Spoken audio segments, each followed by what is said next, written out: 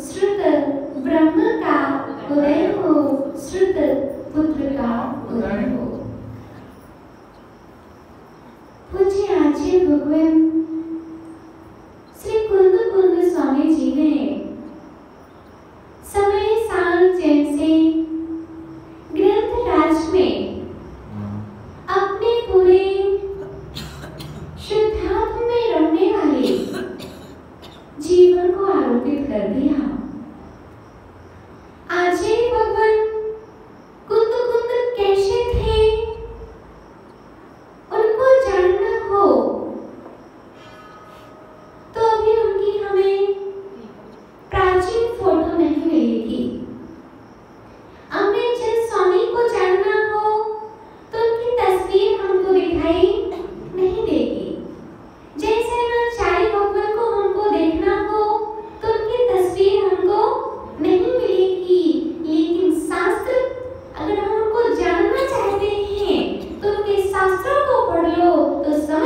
पाओगे कि उनकी तस्वीर और तकदीर क्या थी। क्योंकि कुछ गुरु कहते हैं व्यक्ति को देखने के लिए व्यक्ति का चेहरा नहीं, व्यक्ति का चरित्र देखना पड़ता है। व्यक्ति की पहचान चेहरे से नहीं, उसके चरित्र से होती है। किससे होती है? चरित्र से होती है। चेहरा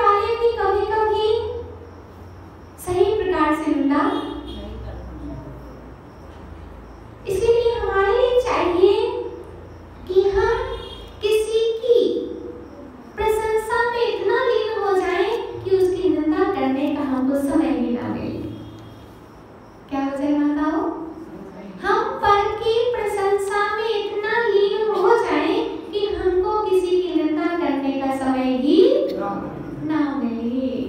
निंदा करने का समय उन्हें ही मिलता है जिनके पास प्रशंसा के शब्द नहीं होते हैं, क्योंकि हमें अपना उपयोग संभालना है और जिनका उपयोग संभला है उनका जीवन संभला है और जिनका उपयोग नहीं संभला उनका जीवन नहीं संभला। आप कैसे हो? बोलो। जैसा आपका उपयोग, आप कहाँ हो? बोलो देवेंद्र दादाजी, आप कहाँ हो? जहाँ आपका उपयोग। आप कैसे हो? जैसा आपका उपयोग। अच्छा उपयोग अच्छे आप, बुरा उपयोग बुरे आप। इसलिए कुछ आचार्य भगवान कह रहे हैं प्रत्येक पदार्थ परिणमनशील है। हमारी आत्मा में परिणमन चलता रहता है, चाहे भूतकाल में परिणमन चले चाहे हमारी चेतना में परिणमन चले। व्यक्ति कभी एक साथ नहीं रहता। जो व्यक्ति क्रोध कर रहा है, जो व्यक्ति क्रोध कर रहा है वह उस समय क्रोधी है, लेकिन क्या नहीं है? मानी नहीं है, लोभी नहीं है, मायावी नहीं है। और जिस समय मान कर रहा है उस समय क्रोधी नहीं है, लोभी नहीं है और मायावी नहीं है। और जिस समय माया कर रहा है उस समय क्रोधी भी नहीं है, मानी भी नहीं है और लोभी भी नहीं है।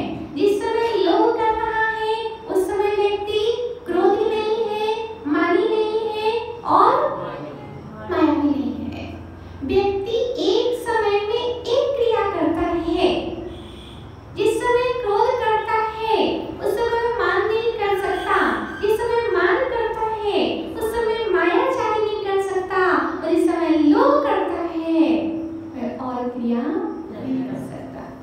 क्योंकि कुछ गुरु कहते हैं एक ही समय में एक ही क्रिया होती है। लेकिन जिस समय हम क्रोध कर रहे हैं उस समय हम क्या हैं? बोलो। इस समय मान कर रहे हैं उस समय, इस समय मायाचारी कर रहे हैं उस समय, इस समय लोभ कर रहे हैं उस समय लोभी है। जिस समय हम पूजन कर रहे हैं उस समय हम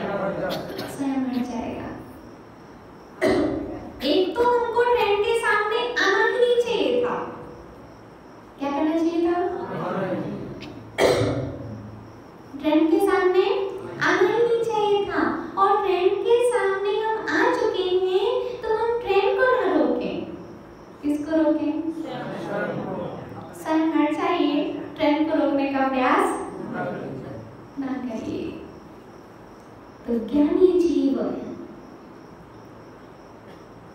जीव कर्मों को आने से नहीं रोकता, अपने उपयोग को संभालता है। ऐसे कर्म का उदय कैसा भी हो, हम अपने उपयोग को संभाले। उपयोग संभला है तो आप संभले हो, और उपयोग बिगड़ा है तो आप बिगड़े हो। व्यक्ति कब बिगड़ता है? बोलो। जब उपयोग बिगड़ता है तब व्यक्ति बिगड़ता है। जिसका उपयोग नहीं बिगड़ा वह व्यक्ति भी नहीं बिगड़ता है। प्रिय आत्मन, उदय को मत देखो, उपयोग को देखो। उदय तो आप करके ही रहेगा, लेकिन उपयोग आप पर निर्भर है। कोई व्यक्ति चला जाता है, कोई व्यक्ति रोता है, बिलखता है, छाती पीट पीट करके रोता है, लेकिन ज्ञानी जीव सोचता है जैसे वो चले गए वैसे हमको भी तो जाना है। निवाई राजस्थान में एक परंपरा है कि जिसके यहाँ पर कोई व्यक्ति का मरण हो जाता है तो बैठने के लिए जाते हैं, तो वहां पर फिर क्या करते हैं? किताब तो नहीं ले जाते, लेकिन जो चीज याद होती है स्वाध्याय की, या जो चीज पाठ याद होते हैं वो सब सुनाए जाते हैं।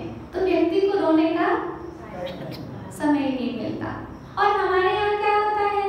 कैसे हो गया था सो?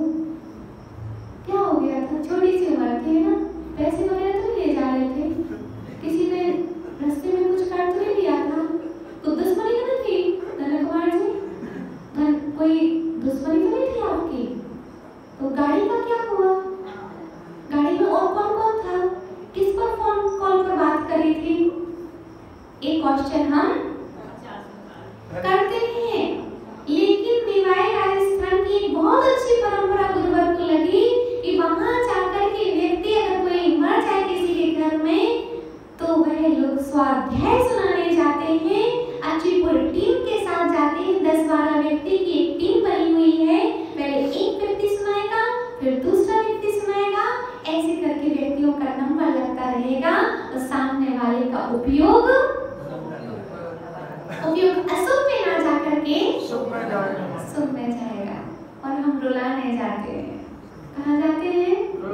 व्यक्ति रो नहीं रहा होगा तो और रुलाने जाते हैं, और रोए नहीं तो और दिक्कत। इनको तो बुरा ही नहीं लगा, कुछ भी फर्क नहीं पड़ा इनको। वो चले गए, कुछ भी फर्क नहीं पड़ा। पहले तो खूब चाहते थे एक दूसरे को, अब देखो सर दस के घूम रहे। मतलब बुलाना चाहिए था। तत्व ज्ञान के बल पर हमको अपना मजबूती करनी चाहिए थी। तो व्यक्ति रुलाना चाह रहा है तो ये रुलाने वाले बहुत मिलेंगे, सुलाने वाले भी बहुत मिलेंगे, लेकिन प्रसन्न रखने वाले बहुत कम मिलेंगे, और प्रसन्न करने वाले बहुत कम मिलेंगे। जिनवाणी माँ, आपकी माँ, संसारी माँ सुलाना जानती है, जिनवाणी माँ आपको जगाना जानती है। जिनवाणी माँ नहीं कहेगी कि बेटा तुमने बहुत वर्क कर लिया अब सो जा, वह तो कहेगी सोने से भी कर्म का बंधन होता है। लेकिन हमारी संसारी माँ कहेगी थोड़ा और सो लो, मेहनत बहुत होती है। हमारी जिनवाणी माँ की ऊंची सोच है, वह हमको देखना चाहती है, अपने उपयोग को बदलना चाहती है कि आपको बदलने के लिए आपका उपयोग बदलना जरूरी है। डॉक्टर के यहाँ पर हम जाते हैं, मेरा डॉक्टर के यहाँ पर हम जाते हैं, तो अगर डॉक्टर इंजेक्शन भर रहा है, डॉक्टर इंजेक्शन भर रहा है और उसकी हम सुई को देख लें और देखते रहें तो हम इंजेक्शन लगवाने में डरेंगे। इसीलिए डॉक्टर क्या कहता है, आप चेहरा अपना उस तरफ करो, फिर हम इंजेक्शन लगा देंगे। वो क्यों कहता है कि आप अपने उपयोग को चेंज करिए तो आपको दर्द महसूस नहीं होगा।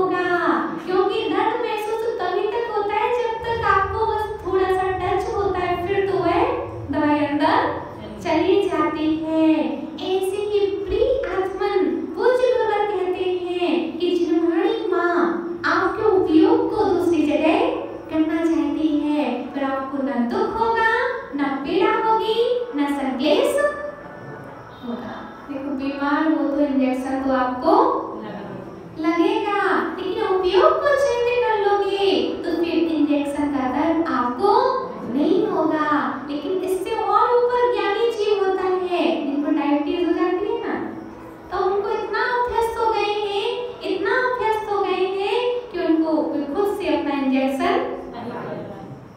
डायबिटीज वाले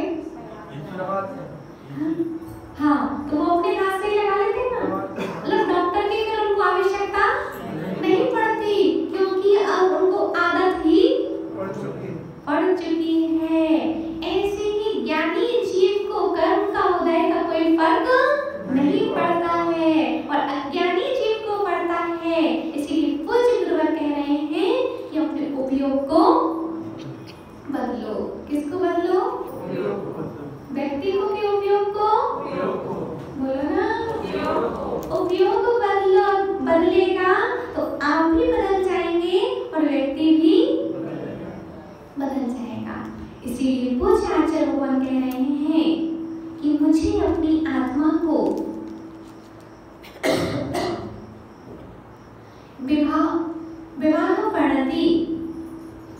विभाव परिणति में नहीं उलझाना देना है। मुझे अपनी परिणति को स्वभाव में ले जाना है। मैं संसार में नहीं रहना चाहता, मैं तो सिद्धों की श्रेणी में आना चाहता हूँ, क्योंकि मेरी आत्मा जिन भावों को करता है जिस समय मैं उन भावों को करता उस समय होता हूँ। अगर हम एकांत पकड़ लेंगे कि आत्मा कर्मों को नहीं करता है, आत्मा क्रोधी नहीं होता है, तो हम सांख्य मत के पुष्टिकार बन जाएंगे। उस समय आचार्य भगवान कुंद स्वामी जब ये ग्रंथ लिख रहे थे, उनके समय बहुत सारे मत चल रहे थे। इसके लिए उसके निराकरण के लिए पूज्य आचार्य भगवान ने कहा कि जिस समय आत्मा क्रोध कर रही है उस समय आत्मा क्रोधी भी है, जिस समय आत्मा मान कर रही है उस समय आत्मा मानी भी है, जिस समय आत्मा मायाचारी कर रही है उस समय आत्मा माया भी है, जिस समय लोभ कर रही है वह आत्मा उस समय लोभी भी है। इसलिए क्रोध को हटाने के लिए तत्व ज्ञान का जल चाहिए है। बिना तत्व ज्ञान के जीव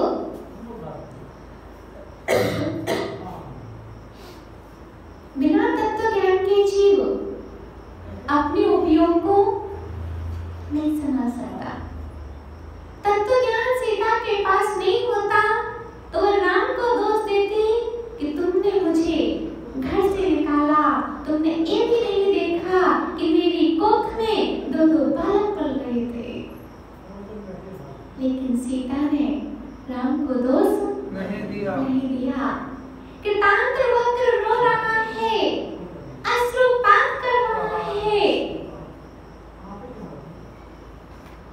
कृतांत वक्र सेनापति था राम का, वह सीता माता को भेजने के लिए आया था, जंगल में छोड़ने के लिए आया था कि चलो हम तीर्थ वंदना करा दें। लेकिन कहाँ तीर्थ वंदना, मैं तो उसको छोड़ने आया था राम की आज्ञा से। उस समय उस कृतांत वक्र ने ये सोचा था कि किंकर से तो कुकर वाला है। क्या सोचा था? किंकर से तो कुकर वाला है, नौकर से तो कम से कम एक समय का कुत्ता अच्छा है। कि नौकर को तो हमेशा अपने मालिक की आज्ञा पालन करनी ही पड़ती है, चाहे वो अच्छा कार्य हो चाहे बुरा कार्य हो। और इंग्लिश में बोल दो कि हम जॉब करते हैं, हिंदी में बोलो कि हम नौकरी करते हैं।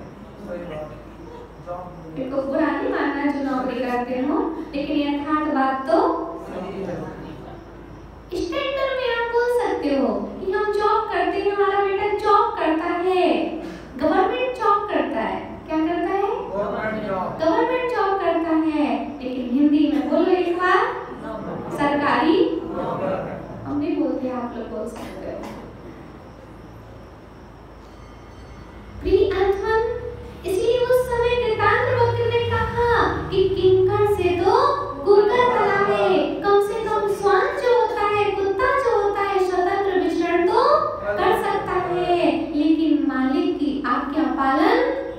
नौकर को करनी ही पड़ती है। जॉब करो, यहाँ पर मम्मी पापा की भले ही नहीं सुने, लेकिन वहाँ तो मालिक की सुननी ही पड़ेगी। यहाँ माँ उठाएगी, नहीं उठेगा, और मालिक का एक फोन पहुँच जाए तो जैसी अवस्था में खड़े हो वैसी अवस्था में पहुँचना ही पड़ेगा, पहुँचना ही पड़ेगा। इसलिए पूज्य गुरुवर कहते हैं, वक्रतांत्र वक्र रोता है कि काश में सेनापति ना होता तो आज मुझे निर्दोष माता को जंगल में नहीं छोड़ना पड़ता। रोता है, बिलखता है, लेकिन सीता माँ कहती है मत रो, मत रो, क्योंकि इसमें तुम्हारा कोई दोष नहीं है। जाओ, मेरे राम से कह देना, मेरे प्रीतम से कह देना, क्या कहना, अवधपुरी में जाकर मेरे, अवधपुरी में जाकर मेरे प्रियवर से कहना, मुझे छोड़कर मेरे प्रियवर आप सुखी रहना, मुझे छोड़कर मेरे प्रियवर आप सुखी रहना। हाय सीता रोय, हाय सीता रोय। फिर क्या बोलती है वह सीता, धर्म को नहीं छोड़ना, मुझे छोड़ दिया भले ही आपने, लेकिन अपने सम्यक दर्शन रत्न को नहीं छोड़ देना, आप सुखी रहना। आज की वह कोई होती, देखते तुमने हमको छोड़ा है ना, अब देखते हम अदालत का, सुप्रीम कोर्ट का, हाई कोर्ट का दरवाजा खटखटाएंगे। उसने किसी का दरवाजा नहीं खटखटाया, उसको मालूम था कि मैंने पिछले जन्म में कोई न कोई कर्म किया होगा, वह उदय में आया है, मुझे उदय पर दृष्टि नहीं रखना, मुझे तो अपने उपयोग पर दृष्टि रखना है। उदय पर दृष्टि रखोगे तो रोना पड़ेगा, और उपयोग पर दृष्टि रखोगे तो प्रसन्न अपने आप रहोगे। तो किस पर दृष्टि रखना है?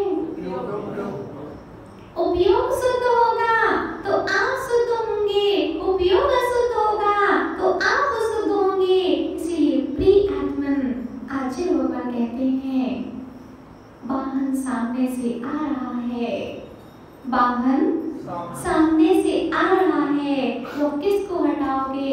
वाहन को हटाओगे कि खुद ही हट जाओगे? स्वयं हटना पड़ेगा। वाहन को हटाने का प्रयास मत करो, खुद ही हट जाओ।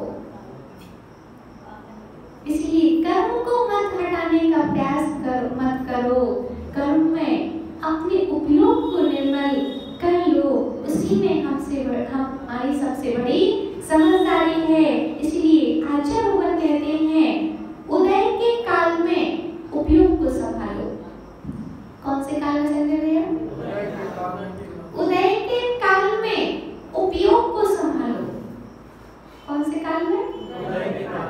आपके अंदर आ जाए, क्योंकि जो हम रिपीट कर देते हैं वर्ड, वो हमेशा के लिए हमको याद हो जाता है। कौन से काल में किसको संभालना है? कर्म के उदय में किसको? अपने उपयोग को संभालना है। कर्म आएंगे। माता जी, ऐसी परेशानी हमारे साथ हुई, अब नहीं होगी क्या? हम आपसे यही कहेंगे, फिर भी और आएगी परेशानी, लेकिन आपको हमेशा मजबूत रहना है। कितनी भी परेशानी आ जाए, लेकिन मुझे परेशानी को ही परेशान कर देना है। इससे हर परेशानी परेशान होकर के भाग जाए। परेशानी को इतना परेशान कर दो कि खुद परेशानी परेशान होकर के भाग जाए। आप इतने अप्रभावित रहो, इतने अप्रभावित रहो कि कितने भी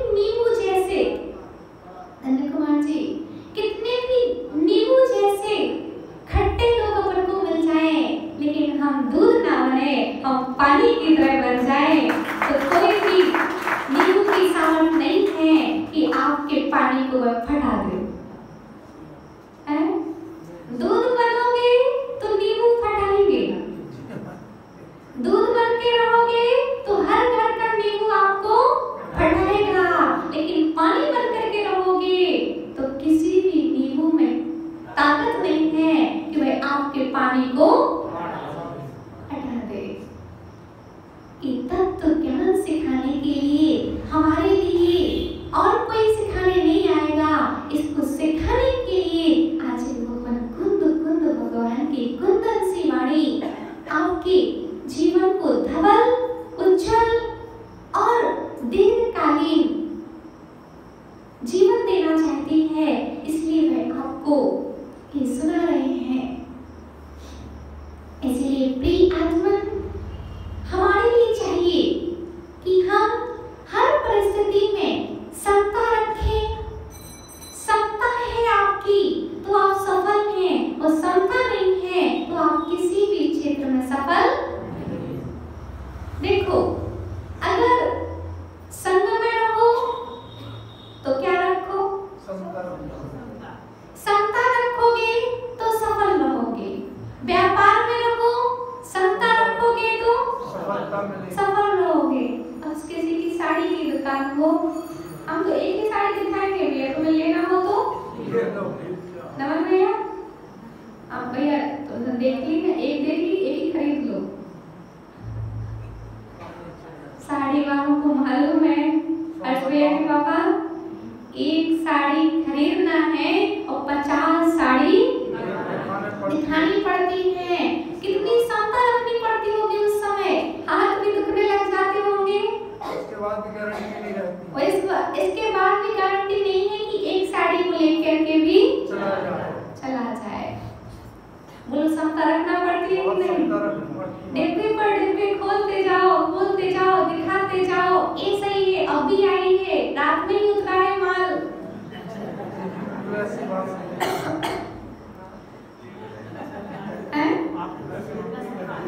बिल्कुल रात में ही उतारा है, 12 बजे तो गाड़ी आई थी, और आपको आज हम दे रहे हैं। सबसे पहले ग्राहक मामा जी आप ही हो,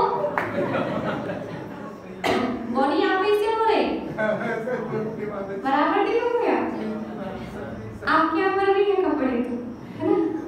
तो आज ही माल आया है बिल्कुल, और आज का फ्रेश का माल उसी रेट पर। अभी आप दूसरी दुकान में देखने जाओ, ये माल नहीं मिलेगा। हम तो सीधा अपना सूरत से बनाते हैं, अपन लोग के पास से जबलपुर नगर से, भले जबलपुर का हो कहेंगे अहमदाबाद का। देखो व्यापार है, व्यापार, इसी का नाम व्यापार है। प्रिय आत्मन, तो हम तो यही कहना आपसे चाहेंगे कि कितनी समता रखनी पड़ती होगी। अगर व्यापारी समता ना रखे तो कोई भी व्यापारी व्यापार नहीं कर सकता। और कितना भी अच्छा ग्रस्त हो, अगर समता नहीं रखे तो गृहस्थी कब बिसर जाएगी पता नहीं चलेगा। तो संग में हम अगर समता नहीं रखे तो संग भी नहीं चलता। हमेशा पूज्य गुरुवर से हम लोग जब आए थे कि आचार्य आप लोगों से कोई भी कुछ भी बोल देता है, आप लोग क्यों नहीं बोलते? तो गुरुवर बोलते थे, इसी का नाम समता है, इसी का नाम साधुता है। माँ का परिचय ममता है, अपना परिचय समता है।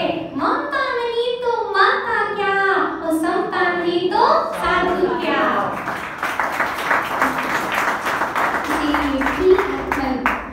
समता रखो, हर परिस्थिति आपके अनुकूल हो जाएगी, हर परिस्थिति आपके अनुकूल हो जाएगी अगर आप अपने उपयोग में समता रखोगे तो।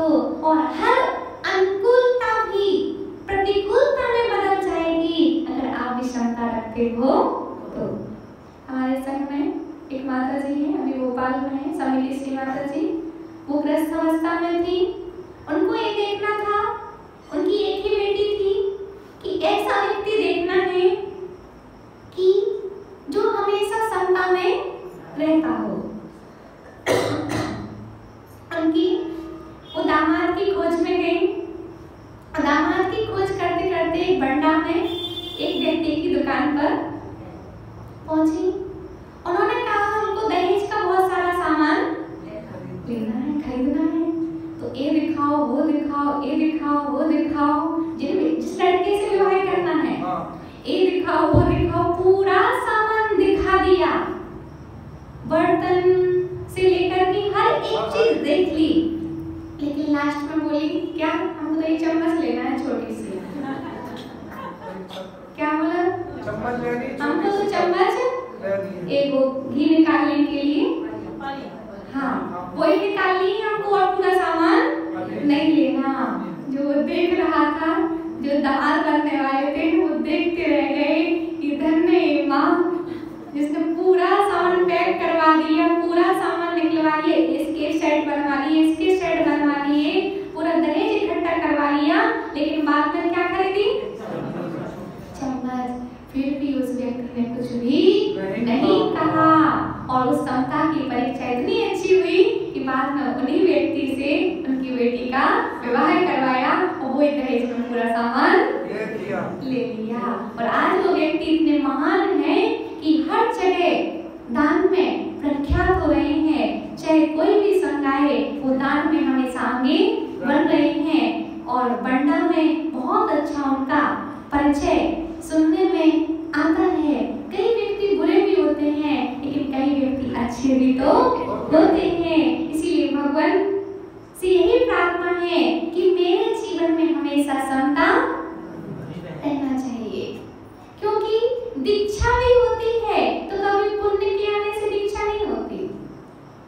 पंडित जी बोलो, पुण्य आएगा जब दीक्षा लेंगे, पुण्य होगा तो दीक्षा लेंगे। बहुत सारे व्यक्ति बोलते हैं कि पुण्य होगा तो हम दीक्षा लेंगे, तो आचार्य भगवान कहते हैं कभी किसी जीव की पुण्य से दीक्षा नहीं होती, पाप के इच्छा से दीक्षा होती है। किससे होती है? क्योंकि कर्म के उदय से, नमन भैया, कर्म के उदय से आप सुखी हो सकते हो, कर्म के उदय से आप दुखी भी हो सकते हो। दीपक भैया, कर्म के उदय से आप चक्रवर्ती हो सकते हो, लेकिन कर्म के उदय से आप सम्यक दृष्टि नहीं हो सकते। कर्म के उदय से आप व्रती नहीं हो सकते हो, कर्म के उदय से आप महाव्रती नहीं हो सकते हो। इसीलिए पूज्य गुरुवर कहते हैं जब भी दीक्षा होती है तो वह पुण्य तो बाद में, लेकिन पाप के क्षय से दीक्षा होती है। किससे होती है?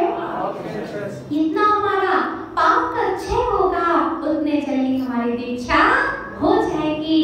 चारित्र मोहिनी कर्म का उपशम होगा, तभी हम दीक्षा ले पाएंगे। इसलिए समय कभी किसी का नहीं आता है। काल लब्धि बोलने वाले बहाने करते हैं, काल लब्धि जब आएगी तब दीक्षा लेंगे। पूज्य गुरुवर कहते हैं कि हमारा समय हमारे पास में है। कहाँ पर है? हमारा समय हमारे अंदर में है, और उपयोग संभालोगे तो सब संभल जाएगा, और उपयोग बिगाड़ोगे तो सब बिगड़ जाएगा। एक ही कपड़ा है सफेद रंग का, ये चलकरंजी में कपड़े बनते हैं, है ना, बहुत सारे कपड़े बनते हैं, सफेद कपड़ा बनता है, सिर्फ सफेद कपड़ा बनता रहता है। कपास से सूत बनता, सूत से फिर कपड़ा बनता रहता है। कपड़ा एक ही होता है, फिर उस कपड़े की रंगाई होती है। जो कपड़ा आप पीला पहने हो ये पहले सफेद था, ये आप नीला पहने हो ये पहले सफेद था, एक काला पहने हो पहले सफेद था, फिर इस पर कलर होते हैं, तब एक कपड़ा रंग बिरंगा हो जाता है। ऐसी हमारी आत्मा तो एकदम शुद्ध है, लेकिन हम कभी क्रोध करते हैं तो क्रोध रूपी हो जाते हैं, कभी मान करते हैं तो मान रूपी हो जाते हैं, कभी मायाचारी करते हैं तो मायाचारी रूप हो जाते हैं, कभी लोभ करते हैं तो लोभ रूप हो जाते हैं। इसलिए हमारी आत्मा तो शुद्ध है, इसलिए उदय को मत संभालो, उपयोग को संभालो, और हर परिस्थिति में समता रखो। समता है तो आप हारी हुई चीज को भी जीत सकते हो, और समता नहीं है तो जीत को भी आप हार में बदल सकते हो। इसलिए उत्साह शक्ति रखो। क्या क्या रखो? उत्साह शक्ति रखो,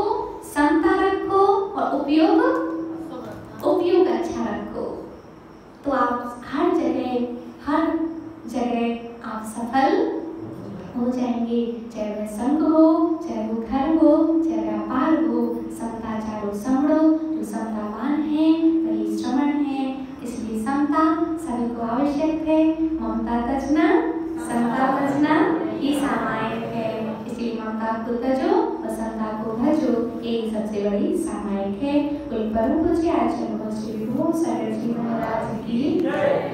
धर्म सभा